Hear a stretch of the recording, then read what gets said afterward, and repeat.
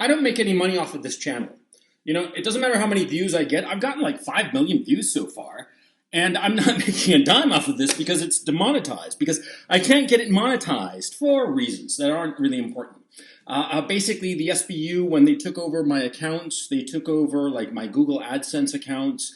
And because of my current circumstances, I can't create a new one, all kinds of hassle. And so basically, the channel, this channel that you're watching, I'm doing it for free. And so anyway, I just want to say that up front because I want you to pass around this video to as many people as possible. If you're an American, okay, this is for the American audience and to a lesser extent the European audience, but the American audience exclusively, as a priority rather. You see, I want you to show this to every single American that you possibly can so that they can understand what is about to happen to them, okay? And what is about to happen to them is an escalation of this war here in Eastern Europe. Now, the mainstream media, for you guys in America, you watch the mainstream media and it seems that, the Ukrainians are winning against the Russians. Yeah, it's only a matter of time, right? Although lately, if you're paying closer attention, you seem to see like, wait, things aren't going so rosy for the Ukrainians, right? But anyway, the mainstream media is saying that they're basically winning, and that's a complete lie. That is an utter and complete lie. Every day, the Russians are chewing up more of the Ukrainian armed forces. They are killing off or wounding over 1,000 men a day. A day. And this is from Ukrainian sources, okay? 1,000 Ukrainian soldiers are either killed or captured or wounded in a way that makes them not combat effective anymore. That's 30,000 men a month. It is credibly estimated at this time that there are possibly as many as 70,000 dead Ukrainians, 70. And the low end of these estimates is 45,000 killed. The total Ukrainian armed forces before this combat began on the 24th of February was 230,000. If you take the low end of the estimates, over 20% of the forces have been killed. And that's the low end of the estimates. Killed. Forget about captured and wounded. The war is going catastrophically for Ukraine. The Russians are relentlessly winning. And they are going to take over huge swaths of territory of this country. Because I'm in Ukraine right now. I'm in the city of Kharkov. I hear, rather, the shelling every day. And the shelling gets closer every day. The mainstream media is lying to you. The Russians are winning, definitively. And because they are winning so definitively, and they have no intention of stopping, why would they? They're winning. Well, the Biden administration finds itself that they have put all of their chips on Ukraine, and Ukraine is definitively losing.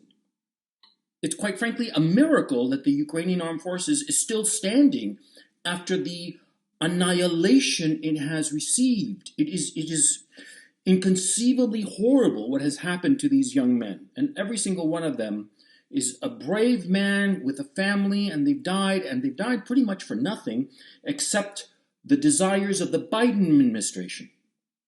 And now the Biden administration finds itself with a catastrophic loss, and so they are going to escalate.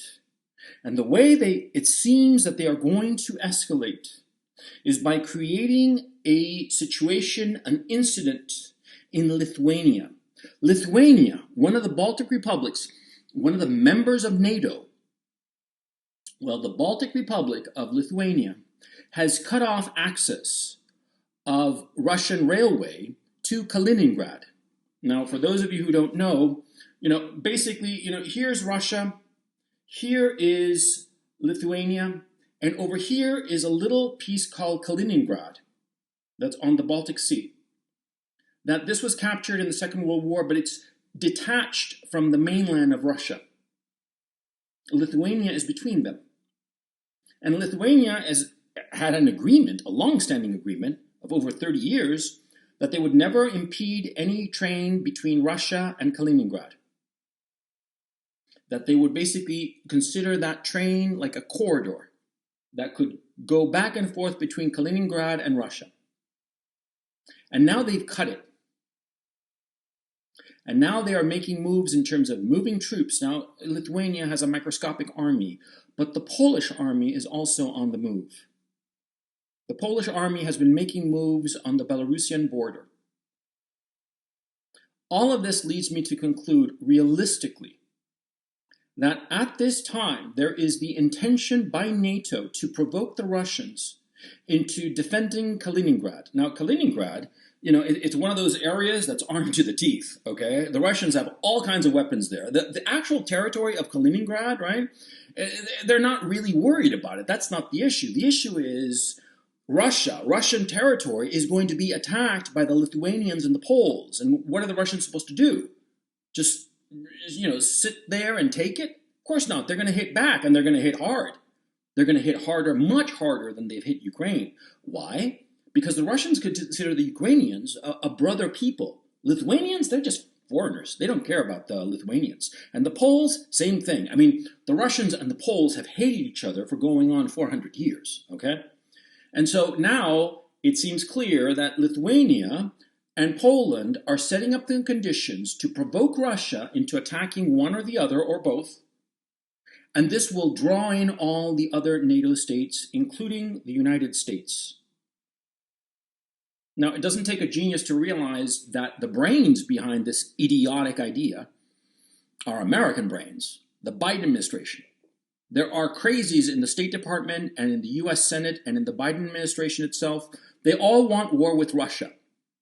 And they're sick and tired of pussyfooting around using the proxy of Ukraine to fight against the Russians. And so they want to have American troops fighting directly against Russians. This will be a catastrophe, and I will explain to you why. Because you see, the Ukrainian armed forces were NATO trained. NATO trained approximately 10 to 12,000 Ukrainian troops every year for the past 8 years. That is, approximately 80 to 100,000 Ukrainian soldiers were trained to NATO standards. NATO standards in terms of tactics, maneuvers, communication, control, everything. The Ukrainian armed force was the largest, best equipped, and best trained NATO army that has ever been fielded. Man for man, it was better than the American armed forces, and that's the truth. They're certainly better motivated because, after all, the Ukrainian soldiers, well, they're defending their own land from the Russian invaders. So they're better trained, better equipped, and more motivated. And they have been annihilated. What do you think will happen to Lithuanian troops, Polish troops, or American troops that go up against the Russians? They're going to be annihilated too, especially because the Russian troops at this time, what they have been doing is that they have been rotating all of their troops constantly. They've only put in, at any one given time, about 190,000 troops. At this time, it's estimated that they only have 130,000 troops. But their entire army of over 1 million men has been rotated through Ukraine. They all have combat experience, hardcore combat experience. They're going to annihilate the Americans. And this is where the danger comes in. I don't care how much you love the American flag. I don't care how much you say that America #1 and best equipped army and all that bullshit. The fact is they're going to be annihilated by the Russians like that. And after, the Biden administration, out of panic and out of a cavalier attitude that it's no big deal, they are going to use nuclear weapons. They are going to do that. The United States has never taken off the first strike option from its menu of options insofar as the military conflict is concerned. The Russians have. The Russians have stated definitively that they will never use nuclear weapons on a first strike basis. Never. Only in response to a nuclear attack. But the Americans have never made that promise. And the Biden administration, it doesn't know how to take a step back It doesn't know how to wind it down. It only knows how to double down. And the Biden administration is clearly creating a provocation in Eastern Europe with Lithuania and Poland against the Russians, goading the Russians exactly as they goaded the Russians with Ukraine. Because remember, the reason this war started, and this is something that the US mainstream media will not tell you, the reason this started was because the Ukrainians had gathered their army, over 100,000 combat troops, in the Donbass, and they were getting ready to invade the Donbass and potentially invade Russia.